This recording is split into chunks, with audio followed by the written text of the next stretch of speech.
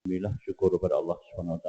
Sama-sama kita panjatkan kerana dengan kurnia Allah serta taufik dan hidayah daripada Allah, Allah turunkan ke atas kita dapat sama-sama kita berada di rumah Allah SWT pada pagi ini, surah Al-Taqwa, untuk dapat menunaikan salat pagi subuh berjamaah. Samping itu dapat kita menunaikan ibadah-ibadah sunnah, dapat sama-sama berzikir menyebut nama Allah, dan sama-sama kita dapat mengaminkan doa yang dibacakan oleh Tuan Imam tadi. Mudah-mudahan segala-galanya mendatangkan keberkatan kepada kehidupan kita dan mendapat rahmat daripada Allah SWT, insya-Allah. Ini tuan-tuan yang dirahmati Allah sekalian, ada waktu yang diizinkan untuk berada di rumah Allah SWT untuk mengikuti majlis ilmu pada malam ini. Pada pagi ini, mudah-mudahan majlis ini terus memberikan keberkatan juga kepada kita. Kita kemudian membaca umul kitab Al-Fatihah. A'udzubillahi minasyaitonirrajim. Bismillahirrahmanirrahim. Alhamdulillahirabbil alamin, arrahmanir rahim, maliki yaumiddin. Iyyaka na'budu wa iyyaka nasta'in. Ihdinas siratal mustaqim. Siratal ladzina an'amta 'alaihim ghairil maghdubi 'alaihim waladdallin. Semoga Tuan Imam dan seluruh pegawai surau At-Taqwa, pengurusi dan jawatan kuasa, para alim ulama, tuan-tuan guru, para ustaz dan ustazah, tuan-tuan dan puan-puan, hadirin hadirat yang dirahmati Allah sekalian. InsyaAllah kita menyambung pengajian pada muka surat 59, ya, bab yang ke-7. Wajib menuntut ilmu. Hadis yang ke-20. Ya. Jadi firman Allah Subhanahu Wa Taala yang bermaksud, bertanyalah kamu kepada orang-orang yang berpengetahuan, yakni yang berpengetahuan agama jika kamu tidak mengetahuinya. Ya. Ini ayatnya fas'alu ahla dzikr in kuntum la ta'lamun. Fas'alu ahla dzikr. Ya, Allah menggunakan kalimah zikir itu. Ya. Tanyalah kepada mereka yang berpengetahuan. Az-zikru itu ialah orang yang berpengetahuan agama. Dia khusus. Ada alif lam tu, alif lam akhirah khusus orang yang berpengetahuan agama. Ya, dalam masalah agama bertanya kepada orang yang berpengetahuan agama. Ini khusus, ya. Dia tidak boleh jadi umum. Ayat az-zikru itu tidak jadi umum. Khusus kepada orang. Jadi sebab itu bila nak bersoal berkaitan dengan agama, tanya pada orang yang berpengetahuan agama. Nah, janganlah tanya agama, tanya tukang basikal, tak jadi kan. Tanya agama, tanya tukang jual sayur misalnya kan. Kalau dia tukang jual sayur, dia ahli agama, tak apalah. Kalau di negara Arab banyak je tukang timpalan pun dia ahli agama.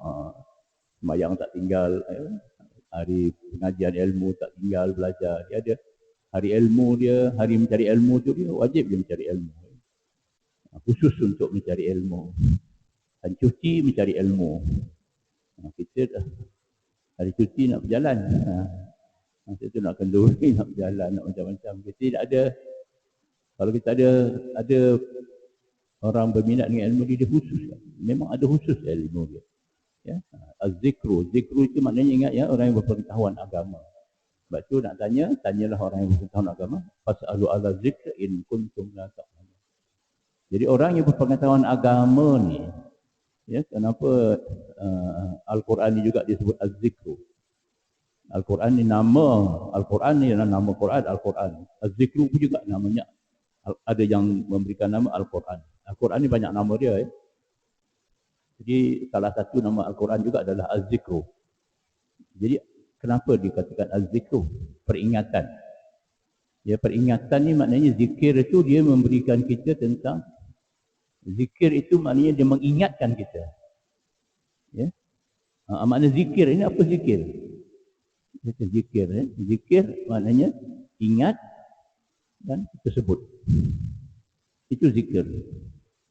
Kita kata zikir. Apa makna zikir? Beri takrif zikir dulu. Ingat dan sebut. Jadi Al-Quran ni kata az-zikru di sini ialah orang yang berpengetahuan agama kerana apa? Orang ini dia kena memberi peringatan. Orang yang berpengetahuan agama ni dia kena menyampaikan ilmu, memberi peringatan dan kena menyebutkan, kena mengeluarkan, kena menyatakan. Ya. Walau macam mana pun zikir ada juga letak dalam hati. Bukan tak ada. Zikir dalam hati. Mikir dalam hati ni, dia tak lari juga daripada konsep pengertian ingat. Mengingati. Ya. Ingat tu kadang-kadang dengan kepala ataupun dengan hati. Dua dah ya. Itu sebab orang saya, pasal baru ni orang sibuk tentang kata zikir. Zikir ni, zikir Allah tak ada. Allah tak ada makna dalam zikir. Itu tak boleh. Tak betul, sangat tidak betul. Mana dalil dia dalam Al-Quran? Saya pun kena anak saya sendiri saat ini. Baru ni dia ada kurit tazkirah Jumaat dekat masjid tu. Saya cuba tentang zikir, mana ada ni. Lepas tu dia masuk dalam grup WhatsApp keluarga ni, dia kata, mana dalil dia kata dia? Mana dalil? Anak saya yang lelaki. Dia kata bahaya, sudah bahaya. Tapi saya tak marah lagi lah. Dia nak berjalan jauh, tak apalah. Saya kata nanti dia balik baru saya nak tegur dia. Ya. Mana ada Allah, mana ada zikir Allah, Allah tak ada. Tak ada dalil dalam Al-Quran, tak ada dalil dalam hadis. Dia tak jumpa dalil, bukan tak ada sebenarnya. Mungkin alhamdulillah lah ya tuan-tuan yang sini tak ada yang terpengaruh katanya. Tapi anak-anak muda ramai yang terpengaruh. Ya, ramai yang terpengaruh dengan dia. Perhatikan anak-anak kita. Ya, anak saya belajar di Syria. Tapi mudah aja dia. Ya, mudah aja.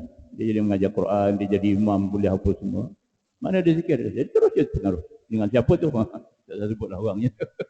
Dia pun tak ada tauliah di Selangor, tak dibenarkan mengajar di Selangor orang. Pencarah tu. Tapi sebelum selepas tu ada pula follow up dalam video tu. Masa PKP baru saya tengok, ada juga. Dia menerangkan pula lagi. Zikir adalah Al-Quran. Orang ni menyebutkan, ustaz ni menyebutkan. Dia menyelewengkan mana. Zikir adalah Al-Quran, dia kata makna taat. Itulah kita betul. Zikir ini adalah Al-Quran, mana taat. Sangat tidak betul. Sebab dalam Al-Quran, kalau taat, ada perkataan taatnya. Ati'ullah wa ati'ur rasul. Bukan zikrullah itu taat Allah. Itu penyeleweng juga tu. Makna kalimah Al-Quran. Ada zikir pula dimaknakan dengan taat. Kalimah Al-Quran ni dia tepat. Taat. Apa makna taat? Taat lain makna. Zikir lain makna. Ittibak lain makna. Ikut ittibak. Ittibak Rasul. Ittibak. Ya? Macam kita ittibak. Ittibak Rasul. Ikut Rasul lain. Jadi ini semua benda-benda macam ni. Ada dia punya maksud yang jangan kita mudah-mudah begitu saja ya. Jadi tuan-tuan rahmat Allah sekalian. Mudah-mudahan kita tidak terpengaruh dengan benda-benda macam ni ya. Sebab tu kena belajar. Bertanya kepada orang yang berpengetahuan agama. Hadis yang ke-20 ni kita lihat an Anas bin Malik radhiyallahu anhu qala Rasulullah sallallahu alaihi wasallam talabul ilma fariidatun ala kulli muslim. Hadis riwayat Ibnu Majah wa ghairuhu.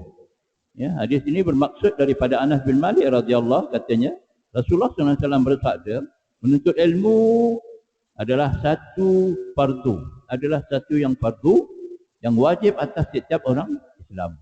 Orang Islam wajib menuntut ilmu. Walaupun sikit. Jangan langsung tak ada menuntut ilmu. Beramal tapi tak ada menuntut ilmu. Main ikut je. Ya. Kalau menuntut ilmu pun sikit-sikit ke banyak ke sikit-sikit pun boleh jadi diselewengkan, terseleweng. Sengaja tak sengaja ke diselewengkan oleh syaitan. Betapa tak ada menuntut ilmu. Baca doa kita. Allahumma a'inna ala zikrika wa syukrika wa husni ibadatik. Kita doa ya, kita doa tu. Doa ni doa maksud. Ya, Allahumma a'inna, ya Allah ya Tuhanku, bantulah aku. A'inna tu bantulah kami. Tolonglah kami. Kita minta dengan Allah. Ya Allah, tolonglah aku. Kalau a'inna kami, a'inni aku. Apa dia minta tolong dengan Allah? Ya. Ala zikrik. Untuk mengingati kamu. Rupanya nak mengingati Allah, ala zikrik ni, mengingati dan menyebut Allah ini, kita kena minta dengan Allah. Bukan semua orang boleh sebut. Saya takut, saya bimbangnya begini, bila saya baca doa ni, saya ingat. Saya takut kalau orang yang kata tak boleh sebut kalimah Allah dalam zikir, tak ada zikir Allah, tak ada makna dia kata. Saya nak bayangkan macam mana orang ni nak mati nanti. Alhamdulillah lah kalau tak boleh nak sebut Allah. Kan kita bisik dekat orang yang nak nazak dah apa tu, ingat Allah. Allah ya. Kenapa dia kata tak ada makna? Pernah tuan-tuan jumpa dengan orang nazak dia sebutan maluat. Orang dah tak sedar begitu, bisik dekat telinga dia. Ya, sebut Allah, ingat Allah, zikir Allah. Itu kita sebut Allah, Allah, Allah. Dia kata tak ada makna. Kalimah itu tak ada makna. Masya Allah ya tuan-tuan. Jangan sampai begitu sekali lah ya. Jadi Allah ma'ina ala zikrika wa syukrik. Yang keduanya wa syukrik. Untuk kita bersyukur kepada Allah. Bersyukur bukan setakat menyebut alhamdulillah, puji Allah. Bukan itu maksud. Bersyukur ni dapat melaksanakan perintah Allah. Itu maksud syukur. Syukur ni maknanya kita dapat melaksanakan perintah Allah. Itu makna syukur. Ya, dari segi pengertian syaraknya, syukur ini ialah dapat mengikut segala perintah Allah Subhanahu Wa Taala. Yang kedua, yang ketiga, iaitu kita wa husna ibadatik. Wa husna ibadatik ini memperelokkan ibadah kita. Ini memperelokkan ibadah inilah dengan ilmu. Sebab itu kita kena sentiasa tambah ilmu. Kalau kita contohnya sujud, kita sujud. Semayang kita sujud semayang. Selama ni pernah kita mencari ilmu tentang sujud? Memikirkan sujud kita ni, kenapa sujud? Memanglah betul sujud. Kita sah, solat bukan tak sah.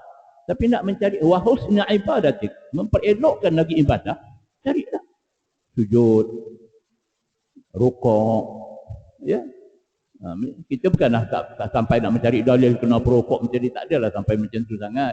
Tapi mengetahui sekurang-kurangnya kita dapat khusyuk dalam tu, menghayati. Nak menghayati benda tu kena dengan ilmu. Begitu juga yang lain-lain. Sebab itu dia kata asas tadi adalah zikru, itu dah berpengetahuan ilmu. Ya? Jadi Allah ma'ina la zikrika wa syukrika wa husna ibadatik. Tiga perkara kita minta. Ini dengan ilmu. Jadi tuan-tuan, saya kata setidak-tidaknya sedikit mesti kita ada ruang untuk mendengar majlis ilmu. Kena ada. Jangan tak ada.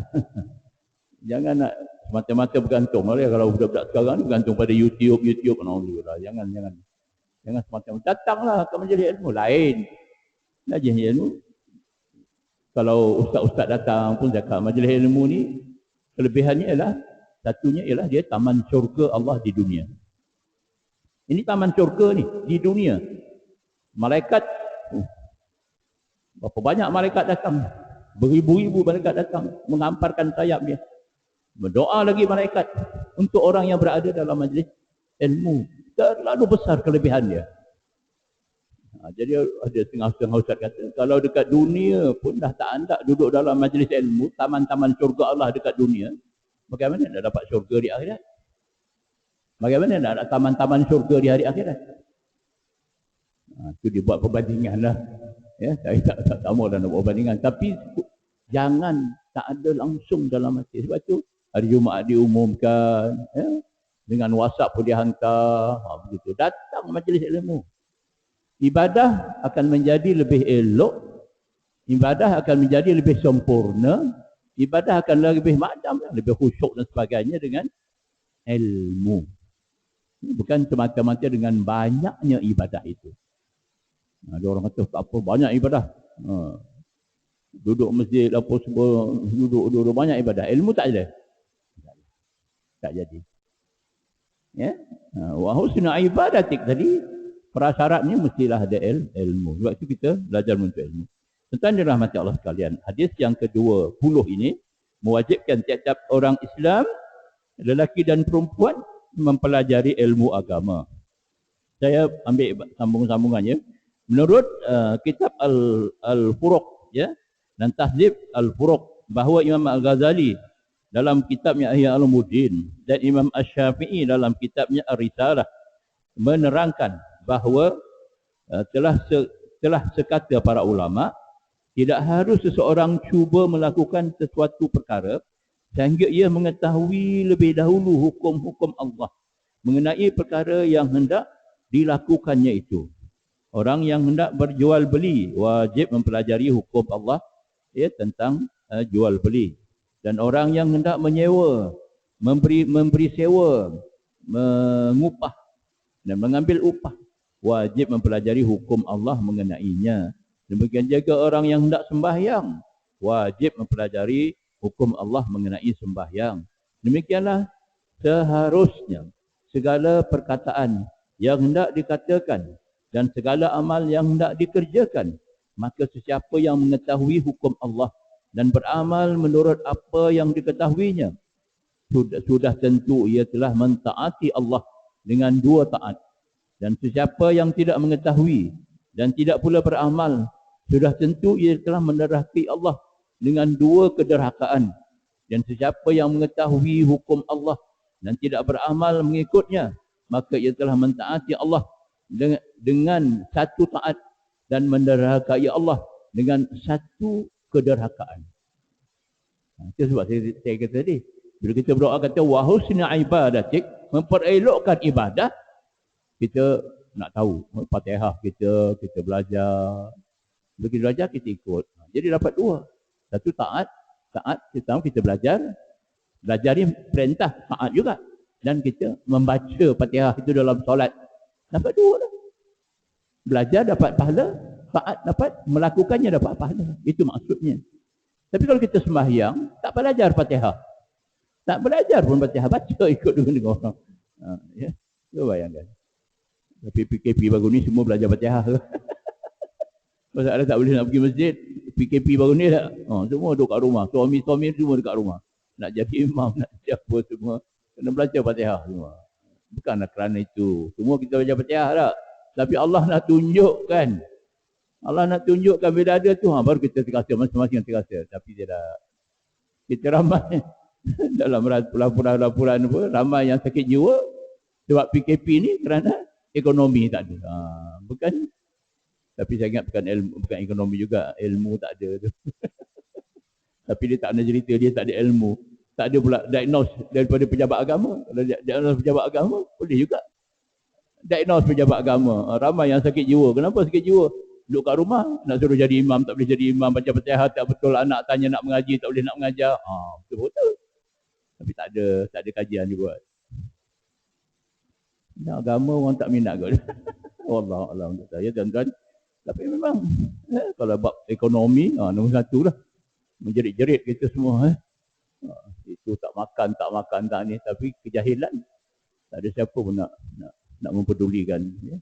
Berapa ramai suami-suami kat rumah. Isteri pun jadi sakit jiwa. Dah tidur, makan tidur je. Semayang tidak apa semua. Tak sakit jiwa. Lepas tu pergi ke doktor juga tuan-tuan. Ya. Tapi inilah bahayanya tuan-tuan. Ya. Ada peluang ke waktu sehat tu cari ilmu, kita nak gunakan kan. Ya. Harus diingat bahawa ilmu agama itu bukan satu perkara yang mudah didapati. Bahkan mestilah dipelajari dan diterima daripada orang Islam yang betul-betul sah ilmunya, serta jujur dan adil dalam penyampaiannya, sebagaimana yang diterangkan dalam hadis Rasulullah SAW yang bermaksud sesungguhnya ilmu yang sah dan muktabar itu tidak akan dapat dicapai melainkan dengan dipelajari daripada guru, bukan semata-mata dari buku-buku, lebih-lebih lagi yang dikarang oleh orang-orang orientalis yang kebanyakannya menghilangkan madu, yang menghidangkan madu bercampur racun. Ini kalau kita dulu Ustaz Syim ya, kita ngaji pondok, awal-awal kita mengaji agama dulu. Inilah selalu ustaz-ustaz ingatkan pada kami. Tapi hari ini orang tak peduli dah. Kita pun tak tahu kenapa jadi macam tu. Kenapa jadi macam tu? Bila masuk universiti pun jadi pelik juga. Yang baru ni hebohnya Darul Quran punya pelajar tu. Daripada Darul Quran pergi ke USIM. Sampai ke USIM, keluar dalam YouTube, dua pelajar hafiz Quran mengutuk Asy'ariyah dengan Al-Maturidi. Ya, Imam Ahli Sunnah wal Jamaah ini yang menggunakan metod Ahli Sunnah wal Jamaah. Tak pasal-pasal mengutuk, kufur, kafir siapa yang mengikutnya. Buta baru habis Darul Quran pergi ke USIM.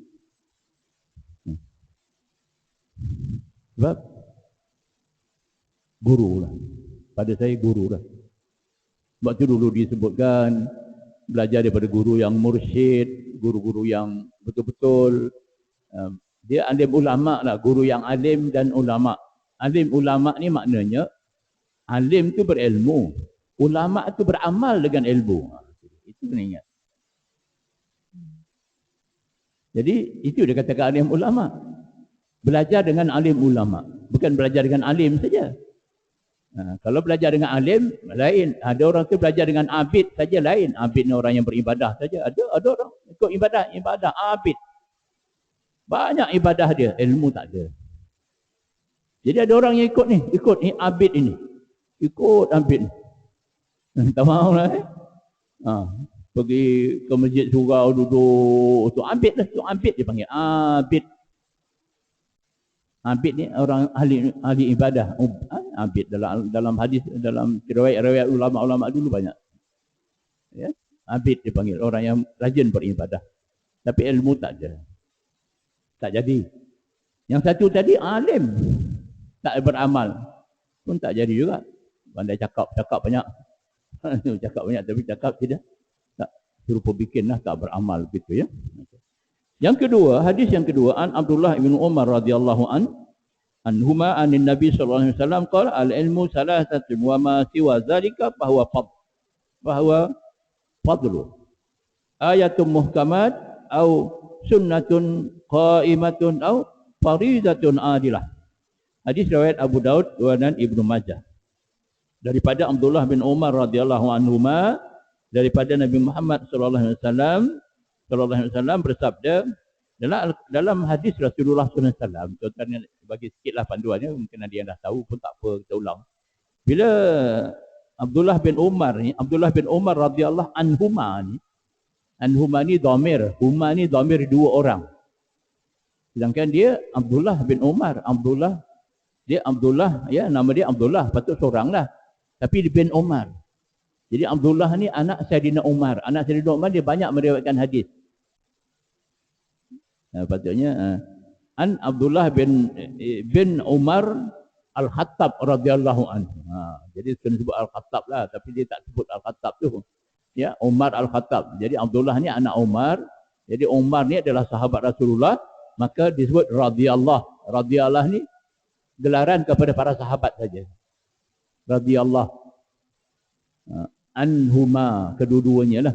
Jadi Allah redha pada kedua-duanya itu kerana dia adalah sahabat Rasulullah. Ya, anak Sayyidina Umar ni Abdullah, namanya Abdullah bin Umar, juga sahabat Rasulullah sallallahu alaihi wasallam. Ilmu yang menjadi asas, ya, ataupun bagi ilmu-ilmu yang dikehendaki oleh agama adalah tiga, dan yang daripada itu adalah ilmu yang lebih. Ilmu-ilmu yang tiga itu ialah ayat Al-Quran yang terang, nyata dan tidak dimansuhkan hukumnya, ya, atau sunnah, hadis yang sah datangnya daripada Rasulullah SAW yang tetap kekal, atau ketetapan dan keputusan yang betul sama seimbang dengan kehendak kitab Allah dan sunnah Rasulullah SAW. Jadi hadis Rasulullah pertama ilmu daripada Al-Quran. Mudahnya lah. Kata ilmu Al-Quran itu tak ada pembohongan. Al-haqqu mir rabb. Fala takunanna minal mumtarin. Ya, kebenaran itu daripada Al-Quran, daripada Allah. Ya, tiada tak. Yang keduanya hadis Rasulullah SAW. Hadis ni tu yang kita banyak kategori. Hadis sahihnya, hadis bawah-bawahnya, hadisnya akhirnya ulama juga meletakkan hadis, dia kata hadis maudhu'. Ya, hadis maudhu' ni hadis dhaif satu, hadis yang lemah. Yang kedua hadis maudhu'. Maudhu' ni yang dikatakan sebagai hadis Rasulullah. Ini yang banyak berlaku perselisihan di kalangan ulama sekarang ni, ya. Jadi kenapa siapa? Kerana hadis ni bertentangan dengan ayat Al-Quran. Nah, maka itu ditolaklah kalau bertentangan. Ya, tak boleh nak mempertahankan hadis itu walaupun dia bertentangan dengan Al-Quran, tak boleh. Ya, ini dikata. Jadi ulama berhati-hati dalam soal ini, ya, memilih hadis-hadis. Sebab itu dalam pegangan ahli sunnah wal jamaah, dalam 8 prinsip ahli sunnah wal jamaah, dalam 8 prinsip ahli sunnah wal jamaah, Yang dalam kitab Al-Farqu Bainal Firaq tu, saya ada bagi pada Ustaz Asim satu kitab tu, Al-Farqu Bainal Firaq, 8 prinsip ahli sunnah wal jamaah punya pegangan. Salah satu dalam ilmu hadis ini, orang yang mesti menguasai dipanggil ilmu al-jarah wa ta'dil. Ilmu jarah wa ta'dil tentang hadis ni. Supaya hadis yang datang daripada kita ni orang kemudian kan. Bila kita mengambil hadis, kita kata hadis daripada Rasulullah SAW, supaya dia adalah benar-benar hadis yang pertama tidak bertentangan dengan Al-Quran, yang kedua dia benar daripada Rasulullah SAW. Jadi ada satu ilmu dikata ilmu jarah wa ta'dil, al-jarah wa ta'dil. Itu kaedah yang disusun ahli sunnah wal jamaah. Kita tak payahlah belajar detail tu, ini orang belajar ilmu hadis di sana. Ya, kalau seorang tu pakar hadis, maka dia ada ilmu tentang al-jarah wa ta'dil ni ya. Itu tuan-tuan yang dirahmati Allah sekalian. Kita nak sebutkan ilmu yang benar itu daripada Al-Quran, kemudian hadis Rasulullah SAW yang mengikut Al-Quran. Ya, tidak bertentangan dengan Al-Quran. Kalau dia bertentangan pun, ya, satu dia. Kalau yang ketiganya, kalau dia bertentangan pun, mesti dia akan ada ilmu jarah wa ta'dil untuk mentahqiq tadi. Membenarkan hadis tersebut. Ada tahqiq, ada sokongan, ada hadis lain, ada hujah-hujah daripada lain. Begitu. Ini pun juga berlaku khilaf. Itu yang berlaku khilaf tu. Berlaku khilaf. Ulama' ni kata macam ni, ulama' ni kata macam ni. Ya. Tapi kita sebagai orang awam ni, ya, maknanya kita berlapang dada lah. Bukan khilaf itu menyebabkan kita berkelahi. Khilaf perbezaan. Khilaf ni berbeza. Kerana ada hadis-hadis dia masing-masing. Tapi itu jangan jadikan perkelahian. Berkelahi itu haram. Sedangkan beramal dengan hadis tadi hanya di peringkat sunnah saja. Bertentangan haram dengan sunnah, tapi kita tak berpegang juga dengan sunnah ni. Ni. Sampai kita berkelahi, bergaduh. Yang kita melakukan yang haram, bergaduh. Yang kita pertahankan benda yang sunat, yang sunnah saja. Pun sunnah tadi pun hanya khilafiyah saja. Nampak tak? Itu yang silap kita. Silap orang mengaji hari ini. Tidak orang mengaji hari ini. Sebab itu tuan-tuan, nanti siapa yang daripada Mesir? Tak dia pergi Mesir? Ya. Di Mesir tu, kalau tuan-tuan pergi sekarang ni lah, ya, sekarang ni, tapi dia tak, sama ada dapat masuk. Jadi satu masjid, Al-Amru bin Al-As dipanggil. Governor semasa zaman tu, masjid tu nama Al-Amru bin Al-As. Masjid tu dia bukan dia buat salat Jumaat je, dia buka hari Jumaat je. Semayang waktu tak ada. Dia dalam bandar. Tak semua rasanya orang dapat melawat. Kita pun pasal laju kedutaan yang bawa saya pergi melawat. Di situ kan, di masjid tu, dia pertama keistimewaan dia tunjukkan, dia azan, dia tak perlu pembesar suara. Dengar, besar tu punya, boleh dengar. Oh, hebat dia punya ekosistem apa nama tu. Jadi kami ditunjukkan ada 4 penjuru. Ini macam ni tengah-tengah ruang tengah, 1, 2, 3, 4. Ruang dia punya ruang lapang dia. Depan sana masjid lah, mihrab apa semua sana. Ni ada ruang lapang.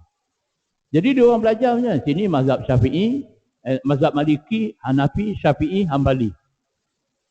Belajarlah siapa nak pergi belajar kitab. Belajar datang, setiap minggu orang datang. Ulama datang belajar. Maliki, Hanafi, Syafi'i, Hambali. Siapa yang nak belajar Hambali, duduk dengan Hambali. Siapa nak belajar Syafi'i, duduk dengan Syafi'i. Siapa nak belajar dengan Maliki, belajar Maliki. Siapa nak belajar Hanafi, duduk. Lepas belajar masing-masing bergaul lah. Tak bergaduh. Begitu. Kita kat sini, ya Allah. Kat Mekah pun orang bergaduh. Taklah kita ambil uduk kita. Ambil uduk macam ni kat Syafi'i. Datang dia daripada dia. Hambali dengan Hanafi ni. Wah, salah. Saya pernah kena. Saya cakap ni sebab saya pernah kena. Marah. Dah. Hazar. Kita pun malas nak bergaduh. Ikut. Punya keras ni budak-budak muda dia. Khatak. Marah kita. Lepas tu kita tak nak ikut, tu pukul pula belakang kita. Masa tu pakai ihram, Allahu Akbar. Dia cakap juga kurang ajar.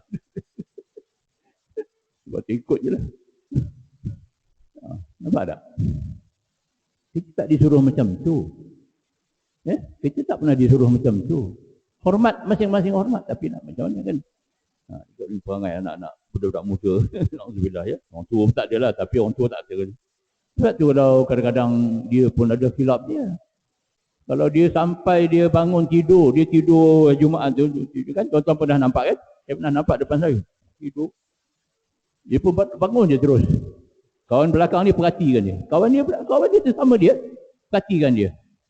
Maksudnya dia tadi bangun tadi, dia ambil wuduk ke, dia nak pergi anu ke, ataupun dia nak semayang terus. Rupanya dia semayang terus. Bila dia semayang terus, yang belakang ni meloncat, tarik, turun dia wuduk. Ingat tak sejarah ada dalam cerita ni? Imam Asy-Syafi'i rahimahullah, dia pergi rumah Imam Ahmad bin Hanbal, anak murid dia. Ahmad bin Hanbal ni anak murid dia. Pergi situ, jadi ada 3 perkara pelik yang berlaku dia. Diperhatikan oleh anak Imam Ahmad bin Hanbal. Ini saya ingat sangat riwayat ni. Cerita pasal ni tadilah, pasal orang bila dia bangun daripada tu terus nak sembahyang. Imam dah angkat tabir, dia nak sembahyang. Yang belakang ni marah tarik dia, terduduk ke situ. Betul bergaduh lah, bertengkar lah. Nak cerita macam mana. Jadi 3 perkara pelik ni, satunya tu, anak Imam Ahmad bin Hanbal ni, dia bertanya kepada ayah dia. Ayah, dia kata, saya tengok Imam, ini kata Imam Kabir, Syafi'i ini guru ayah dia. Tapi saya tengok pelik pula dia. Kenapa dia daripada Isyak sampai ke subuh, bila sampai azan subuh, dia pergi solat subuh. Dia tak ambil wuduk. Di sini ada persoalan kan? Sama ada dia tidur ke, batal ke, kalau tidak pun tidur. Bila tidur, batal wuduk dia. Tapi Imam Ahmad bin Hanbal tak menjawab soalan. Dia pergi tanya dengan Imam Asy-Syafi'i rahimahullah. Kenapa tuan buat macam ni semua? Jadi yang saya nak jawab yang 2 tadi tak ada. Yang tu dia kata, saya tak tidur. Saya duduk begitu. Saya ingat lagi dia antara dia kata pada malam ni, satu malam ni saya duduk satu malam daripada Isyak. Lepas makan tu saya duduk sampai ke subuh ni saya duduk. Saya dapat menjawab 37 persoalan fiqh. Fiqh Imam Syafi'i, fiqh tu kalau tuan-tuan baca kitab fiqh Imam Syafi'i macam mana punya besarnya. 37 persoalan, dia tak sebut dah satu soalan, tapi 37 soalan saya menjawab. Soal jawab. Dia buat soalan, dia bina jawapan. Dia buat soalan, dia bina jawapan. Dia buat soalan, dia bina jawapan. Yang kehadapan. Ini hebatnya Imam Syafi'i. Dia tak tidur. Jadi saya beranggapan orang ni tadi yang di belakang marah orang depan tadi, orang belakang ni tahu ke orang ni tidur. Tapi dia sesama dia lah. Itu yang asyiknya tuan-tuan. Jadi jangan hati-hatilah kita pun jangan sampai kita dan kita tak berlaku. Ini di Mekah ni berlaku pada mazhab orang mazhab Hanafi ni lah. Kamu pegang pada mazhab Hanafi. Teruk sangat dia perangai dia. Begitu ya. Tuan-tuan yang rahmat Allah sekalian. Ini semuanya kena ilmu lah ya. Dan saya nak berikan hadis ini. Hadis yang ke-20 ini iaitu dia mempunyai maksud iaitu ilmu yang menjadi asas bagi ilmu-ilmu agama, iaitu ilmu-ilmu yang lebih yang tidak dibenarkan oleh agama. Ini yang kata ilmu tambahan yang dikatakan bid'ah di bidang bid'ah tu. Tapi kita tak sebutlah dalam sini ada bid'ah apa bid'ah semua. Tapi ilmu-ilmu tambahan ada 2, satu ilmu yang fardu kifayah ya, ataupun ilmu-ilmu yang berkaitan dengan katalah tadi macam fizik, macam ayat, macam itu ilmu-ilmu yang tambahan tadi dia kata. Ya, yang dimaksudkan ilmu yang dibincangkan di sini adalah ilmu fardu ain yang asas kepada amal-amal ibadah kita ya. Ilmu agama itu terbahagi kepada 2 ya. Pertama ilmu yang telah ditetapkan maknanya Tuhan yang menjadi asasnya. Kedua ilmu-ilmu yang dikehendaki oleh asas itu. Ilmu yang ditetapkan Tuhan menjadi asas itu ialah kita habis-habis sikit itu ya. Ayat-ayat Al-Quran itu ilmu asas ya. Yang kedua sunnah Rasulullah juga ilmu asas. Yang ketiga ketetapan dan keputusan yang betul sama seimbang dengan kehendak Al-Quran yang ditetapkan atau diputuskan oleh para dengan jalan ijma'. Itu jalan ijma' sepakat ya, ada ulama sepakat, atau dengan jalan qiyas. Jadi tengah ilmu ni Al-Quran, yang kedua hadis, yang ketiga ijma' ulama', yang keempat qiyas. Qiyas ini diputuskan oleh para alim ulama'. Itu sebab kalau saya temu duga, saya tanya depan ni, sekarang ni siapa yang memegang hak, memegang hak? Kalau kata-kata ini yang disepakati dalam ahli sunnah wal jamaah, Al-Quran, As-Sunnah, ya, ijma' para ulama', dan qiyas, ini pegangan ahli sunnah wal jamaah. Siapa yang memegang hak ahli sunnah wal jamaah tu di Malaysia hari ini? Tentunya adalah mufti ataupun jawatan kuasa fatwa. Sebab kena hormat kepada keputusan jawatan kuasa fatwa. Dah berapa kali dah keputusan jawatan kuasa fatwa dilawan di mahkamah tinggi, dilawan sampai ke mahkamah persekutuan. Bergantung kepada hakim juga. Kalau hakim yang ada faham tu, dia hormat kepada keputusan fatwa. Ada setengah hakim yang tak berapa nak faham tu, dia membelakangkan keputusan fatwa. Ini banyak berlaku. Jadi orang pun kadang-kadang nak ikut macam mana. Sepatutnya tidak boleh sebab itu dah diputuskan empat ni. Ya? Dalam pegangan ahli sunnah wal jamaah empat ni, Al-Quran, Sunnah, ijma' ulama' dan qiyas. Cuma orang pertikaikan tu ijma' ulama' tu, orang pertikaikan. Di Malaysia ni siapa dia yang pegang hak ijma' ulama' tu? Itu kita dah putus. Ulil amri kata jawatan kuasa fatwa, itu saja. Kita kena ikut dalam bab agama. Dalam hal-hal lain tak payahlah. Fatwa takkan nak sebut juga tentang alam sekitar. Fatwa takkan nak sebut juga. Kalau ada kaitan tu, ditanyalah kan. Macam sembahyang baru ni, jarak 1 meter apa semua ni. Ini diputuskan oleh para alim ulama. Berdasarkan kepada dalil ataupun mereka merujuk kepada pandangan-pandangan. Kalau tak ada juga, berqiyas. Berqiyas tu mengambil contoh-contoh untuk dijadikan dalil. Sebab tidak ada Al-Quran ni, tidak ada dalam sunnah misalnya. Kenapa 1.5 meter? Ada sebab dia. Ni jarak sangat ni, rugilah space kita ni dalam masjid sempit apa semua. Dah lah tak ramai orang datang. Ada pula kata pada 1.5 meter, biar berjemur kat luar orang sembahyang. Mana betul? Jadi seolah-olah macam tu kita fikir, kita yang tak faham betul juga. Jangan macam tu. Ada sebab lah dia buat macam tu. Ada qiyas dia. Jangan sewenang-wenang kita nak buat macam tu. Sebab tu saya kalau saya tanya, orang yang kemudian Tauliah, saya tanya, siapa yang memegang hak ni? Ramai tak tahu. Tak tahu, dia tak tahu. Dia ingat Menteri Jabatan Perdana Menteri. Ataupun dia nampak siapa? Yang berhormat ke? Nampak orang individu. Penceramah yang popular. Itu tak boleh, bukan. Sebab tu bila ada budak-budak, anak-anak muda hari ni, bila nampak satu ustaz mengeluarkan pandangan dan satu-satu hukum, dia percaya terus ikut. Tak boleh. Mesti ada kuasa yang memegang hak tu. Kita tengok Erdogan ya. Erdogan kan dia bijak kan. Walaupun dia ada kuasa, tapi dia menyerahkan kepada keputusan mahkamah untuk menukar apa? Hagia Sophia dia jadi masjid. Hagia Sophia, dia ada kuasa. Dia Perdana Presiden. Tapi dia tak buat. Dia cerdik lah. Dia bagi pada kuasa mahkamah. Mahkamah tertinggi. Mahkamah tinggi ada korum dia. Dia orang besar. Dalam bab agama, mahkamah tidak campur urusan agama. Sebab itu disentuh dalam perlembagaan negara kita. Hak agama adalah hak negeri. Dan negeri kuasanya di situ adalah kepada jawatan kuasa fatwa. Federal pun, Hakim pun tak boleh buat apa. Tak ada kuasa. Hakim tak ada kuasa. Dia hanya menyelaras negeri-negeri saja. Kerja Hakim dia menyelaras je. Panggil mesyuarat, Johor macam mana, Selangor macam mana, itu je kerja dia. Lepas tu makan. Saya dululah, itu kerja saya lah. Berapa tahun jadi Hakim, itulah kerja saya. Pilih hotel mana hotel kita tak naik semua dekat hotel. Yang lain ni dibenarkan peraturan keuangan lah, bukan suka. Tapi dia nak cerita lah, itulah dia. Tapi kuasa negeri ada kuasa. Fatwa negeri, kuasa. Fatwa kebangsaan, tak ada. Dia hanya menyelaraskan saja. Melaporkan saja. Dia beritahu.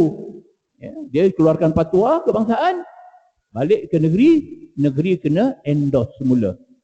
Kalau Sultan setuju, setuju. Kalau sultan tak setuju, tak pakai. Berapa banyak fatwa JAKIM negeri-negeri yang tak ikut? Banyak. Fatwa kebangsaan negeri-negeri tak ikut, banyak. Ada sebab lah. Di Kedah tak ikut, di Johor ikut, di Selangor tak ikut, di Johor, di Kelantan ikut, ada negeri ikut, ada negeri tak ikut. Sebab balik semula kepada realiti yang berlaku dalam negeri tersebut. Itu agama tu di bawah kuasa Tuanku, tapi tidaklah bercanggah berjauhan yang begitu sampai kita boleh jadi juga bergaduh juga kan, tapi tak adalah bergaduh sampai susah. Jangan sampai bergaduh yang besar-besaran lah, tak adalah. Berperang di antara Perak dengan Perlis kerana apa? Kerana fatwa mufti. Malu lah kita kan. Sedangkan fatwa tu bukan tujuan untuk suruh berperang, untuk berkelahi, untuk mengharmonikan amalan agama ya.